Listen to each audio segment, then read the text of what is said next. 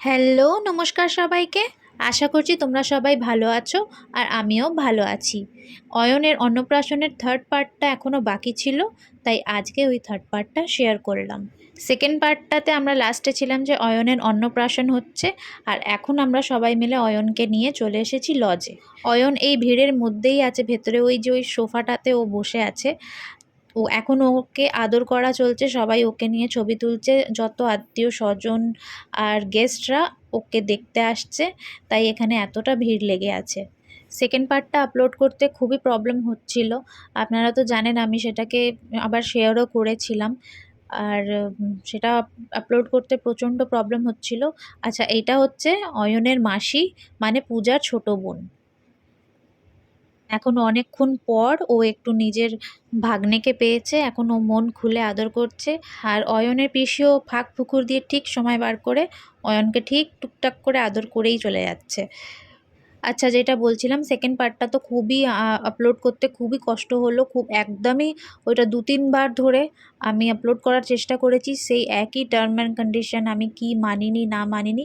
কিন্তু তারপর আমি নিজের ভুলটা এক জায়গায় বুঝতে পেরেছিলাম, সেটা নিয়ে আমি পরে কথা বলবো।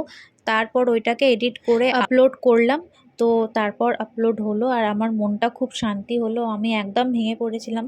আমার এটা অনেক দিন ধরে শখ ছিল যে এটাকে খুব বড় করে ভিডিও করব, খুব সুন্দর করে এটাকে আমি শেয়ার করব। যাকগে হয়ে গেছে, সেটাই শান্তি।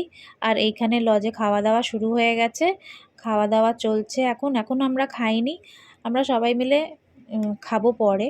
আগে সবাই খেয়ে নিক, তারপর আমরা লাস্টে খাবো।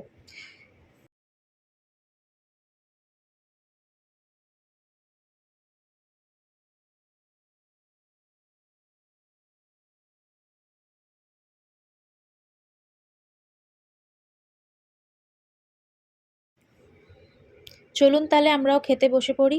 এই যে আমাদের মেনিউ কার্ড চলে এসছে, মেনিউ কার্ডে আছে পানীয় জল, সাদা ভাত, ভেজ ডাল, বেগুনি, ফুলকপির তরকারি, পাবদা মাছের ঝাল, মাটন কারি, চিকেন কারি, মাছ সব অবলিক দিয়ে, আমের চাটনি, পাঁপড়, গোলাপ জামুন, চাপ সন্দেশ, আইসক্রিম আর পান মশলা। আর পরিবেশন অনেকক্ষণ আগে থেকেই শুরু হয়ে গেছে, খাওয়া দাওয়া প্রায় শেষ। মিষ্টি খাচ্ছি, তার মানে বুঝতেই পারছেন যে খাওয়া দাওয়া আমাদের প্রায় শেষ। এই গরমে সবথেকে শান্তির জিনিস হচ্ছে এই যে লাস্টে আইসক্রিমটা। হাত ধুয়ে এসে এবার শান্তি করে আমরা সবাই মিলে গল্প করতে করতে আইসক্রিমটা খাই। আর খাওয়া দাওয়া খুবই অসাধারণ, এক একটা জিনিস এতটাই অসাধারণ হয়েছে এই গরমের মধ্যে। মাটনটা একদম হালকা মশলা দিয়ে করেছে, আর খুবই একদম বাড়ির মতো রান্না খেলাম মনে হলো, খুবই হালকা করে।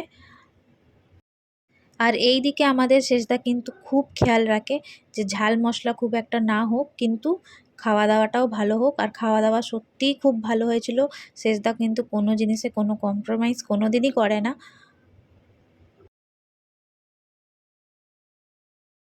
চলুন তাহলে, বেশ কাটলো অয়নের অন্নপ্রাশনটা উইথ হোল ফ্যামিলি।